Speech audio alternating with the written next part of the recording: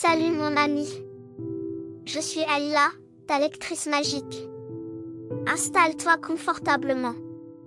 Ferme les yeux et laisse-moi te raconter une belle histoire. Dans le cœur battant de Timbuktu, où les vastes étendues de sable doré rencontraient les rivières tranquilles du fleuve Niger, vivait une jeune fille nommée Kumba. Curieuse et vive d'esprit, elle passait ses journées à écouter les contes de son grand-père. Un griot respecté, gardien des récits anciens de l'empire du Mali. Chaque soir, à la lumière du feu, il chantait les légendes des héros passés et les secrets des étoiles. Mais un jour, tout changea. Le vieux griot, en plein milieu d'une histoire sur le labyrinthe des savoirs cachés, s'arrêta brusquement. Les yeux écarquillés. Ses lèvres bougèrent, mais aucun son ne sortit. Il était devenu muet. Comme si quelqu'un ou quelque chose lui avait volé sa voix. Kumba, témoin de cette scène bouleversante, sentit un frisson parcourir son dos. Le silence qui suivit était lourd de sens. Son grand-père ne perdait jamais la voix, surtout lorsqu'il parlait du labyrinthe des savoirs cachés. Un lieu mythique dont on disait qu'il renfermait la connaissance du monde. Cette légende, souvent racontée comme une mise en garde, semblait avoir pris vie devant elle. Poussée par l'inquiétude et la curiosité, Kumba décida qu'elle devait comprendre ce qui s'était passé. Elle savait que personne ne la prendrait au sérieux. Surtout une fille si jeune. Mais elle sentait en elle un appel irrépressible. Il fallait qu'elle parte en quête du labyrinthe, pour récupérer le champ perdu de son grand-père. Le lendemain, avant l'aube, Kumba se glissa hors de la maison familiale. Elle emportait avec elle une simple besace remplie de provisions. Un ancien talisman que son grand-père portait toujours. Et un courage qu'elle ne savait même pas posséder. Les premières heures de marche dans le désert étaient tranquilles. Mais au loin, un étrange silence semblait engloutir tout bruit. Pas un souffle de vent. Pas même le cri d'un oiseau. Le désert laissait place à l'inconnu. L'air était de plus en plus lourd, presque palpable. Arrivée à l'entrée du labyrinthe des savoirs cachés, Kumba fut saisie par la grandeur du lieu. Ce n'était pas un labyrinthe comme on le décrivait souvent. Fait de murs de pierre. C'était un labyrinthe invisible, formé d'ombres mouvantes. Un espace où les pensées et les souvenirs se perdaient facilement. Devant elle se dressaient des symboles gravés dans la terre, formant des motifs complexes qui semblaient réagir à son approche. Chaque pas qu'elle faisait provoquait des ondes dans le sol. Comme si le labyrinthe lui-même l'observait. Soudain, elle sentit une présence. Des ombres mouvantes apparurent à ses côtés, prenant des formes humaines. Des silhouettes vaguement familières. Comme des souvenirs d'une époque lointaine. Elles dansaient autour d'elle, changeant de forme à chaque instant. Kumba comprit qu'elle cherchait à la désorienter. Suspense montait. Il ne s'agissait pas de créatures à combattre, mais de fantômes du passé. Des reflets de ceux qui avaient déjà tenté de traverser le labyrinthe avant elle. Chaque ombre lui murmurait des mots incompréhensibles. Des phrases brisées. Comme si elle cherchait à lui communiquer quelque chose d'essentiel, mais inatteignable. Elle changeait de forme à chaque instant. Certaines prenant l'apparence de proches perdus. Les ombres commencèrent à projeter des images sur les murs du labyrinthe. Kumba vit son grand-père, jeune, chantant avec passion, mais quelque chose manquait. Les ombres projetaient des parties de la légende qu'elle n'avait jamais entendues auparavant. Kumba réalisa qu'il ne s'agissait pas seulement d'avancer physiquement dans le labyrinthe, mais de retrouver la voix de son grand-père. À travers ces images et fragments d'histoire. Plus loin, elle arriva devant un gigantesque mur gravé d'étoiles. Mais ces étoiles étaient alignées dans des constellations inconnues. Chaque étoile portait une inscription qui ressemblait à une formule musicale. Kumba comprit que ce mur renfermait le secret du champ perdu de son grand-père.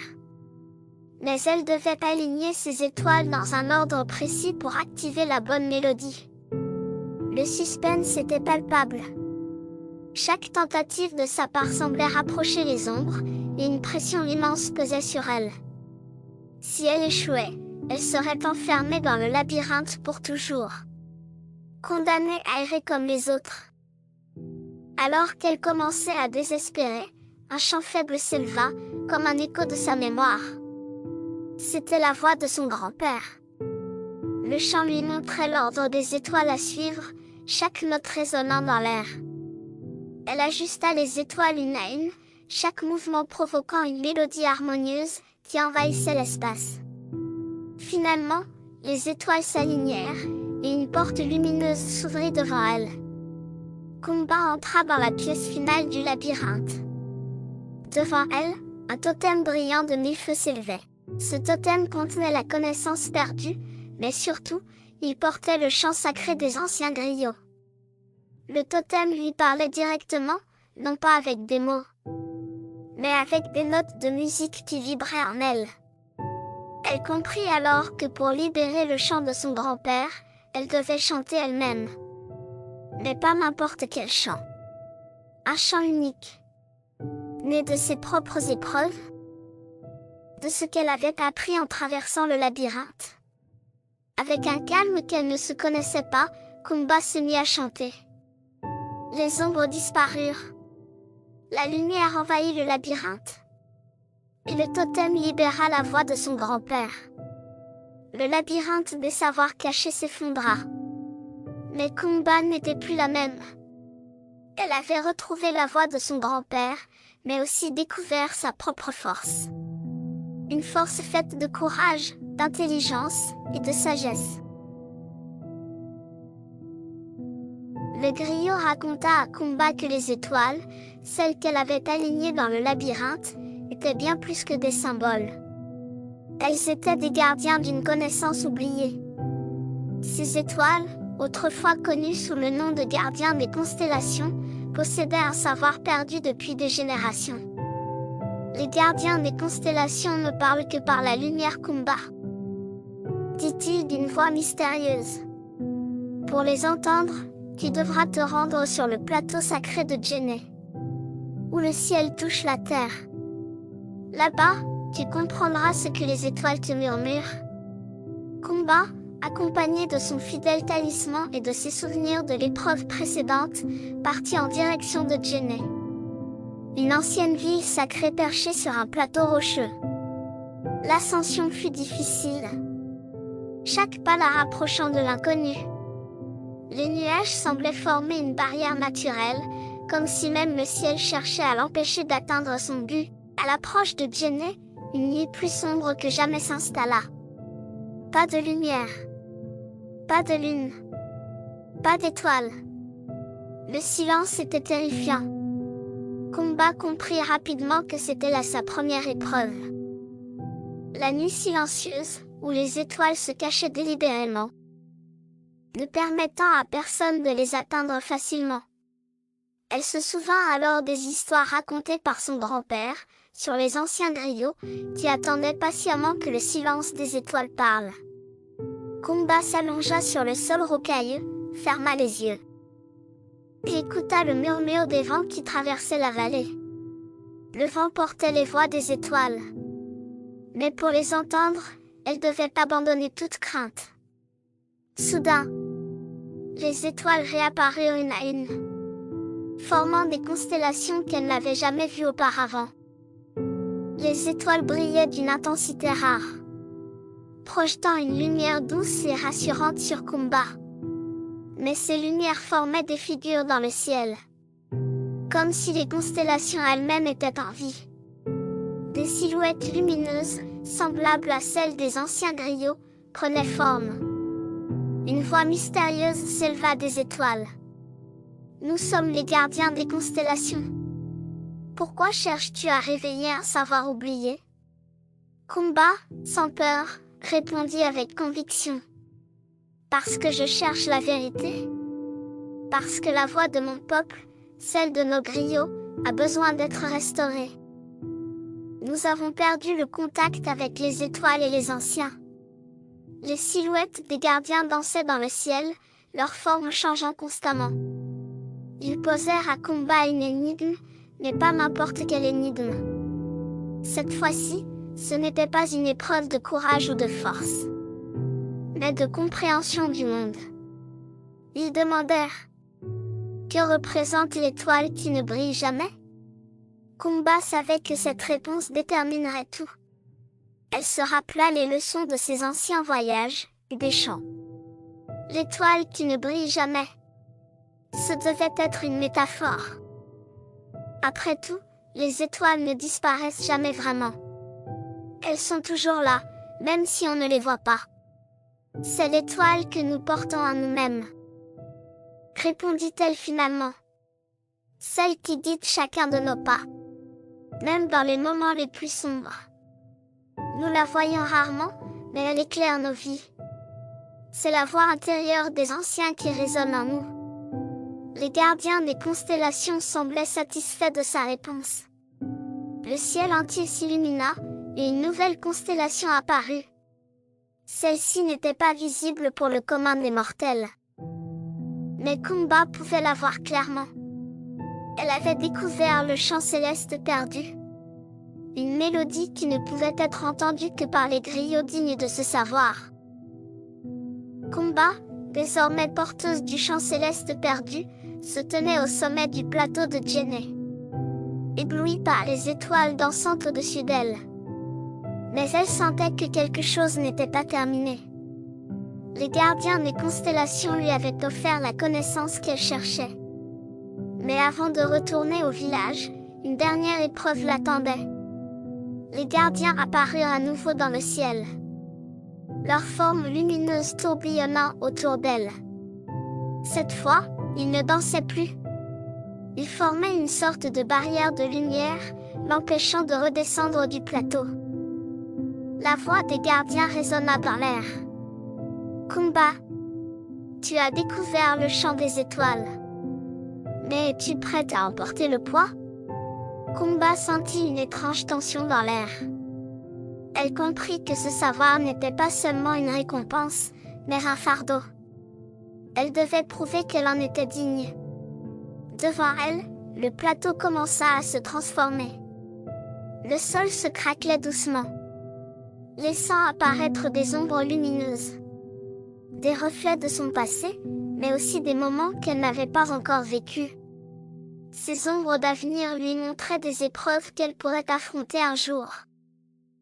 Des pertes qu'elle ne comprenait pas encore. Des choix qui influenceraient la vie de son peuple. Chaque pas qu'elle faisait, l'amenait plus loin dans ce passage des ombres.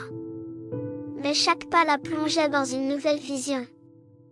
Dans l'une d'elles, elle voyait son village sous une pluie d'étoiles filantes. Mais les étoiles tombaient sur la terre, brûlant tout sur leur passage. Dans une autre, elle voyait son grand-père, vieux et fatigué, lui tendant le talisman qu'il portait toujours. Elle devait choisir.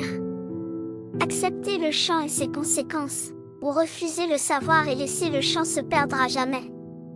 La tension montait. Kumba savait que le choix qu'elle faisait maintenant déterminerait non seulement son avenir, mais celui de son peuple. L'ombre des gardiens planait toujours au-dessus d'elle, leur lumière perçant l'obscurité de la nuit. Elle prit une profonde inspiration et chanta. Le chant qui sortit de sa bouche n'était pas celui qu'elle connaissait. Il était né de sa propre expérience, de ses peurs, de ses espoirs. Chaque note résonnait dans l'air, comme un écho à travers les étoiles. Plus elle chantait, plus les ombres d'avenir disparaissaient, remplacées par une lumière douce et apaisante. Les visions de destruction se transformèrent en images de prospérité. Les gardiens des constellations s'approchèrent alors d'elle, la lumière de leur corps illuminant le plateau. Le dernier gardien prit la parole. Tu as prouvé que tu comprends le pouvoir des étoiles, mais aussi celui du chant. Tu as donné naissance à ta propre mélodie. C'est cela que les étoiles attendaient. Kumba avait réussi. Elle avait transformé le savoir ancien en quelque chose de nouveau, en un chant qui ne se perdrait jamais. Le plateau entier s'illumina. Et une vague de chaleur traversa son corps. Elle savait maintenant que le chant des étoiles guiderait son peuple pour les générations à venir. De retour à son village, Kumba trouva son grand-père qui l'attendait. Ses yeux brillaient d'une fierté qu'elle n'avait jamais vue auparavant. Elle lui raconta tout ce qu'elle avait vécu, et ils chantèrent ensemble pour la première fois depuis longtemps. Leur chant résonna dans les cieux. Et les étoiles semblaient danser en harmonie avec eux. Le village entier se rassembla pour écouter ce nouveau chant. Et les étoiles au-dessus de leur tête brillaient d'une manière qu'ils n'avaient jamais vue auparavant. Kumba savait que son aventure n'était qu'un début. Le chant des étoiles, maintenant restauré, allait permettre à son peuple de retrouver un savoir perdu depuis trop longtemps.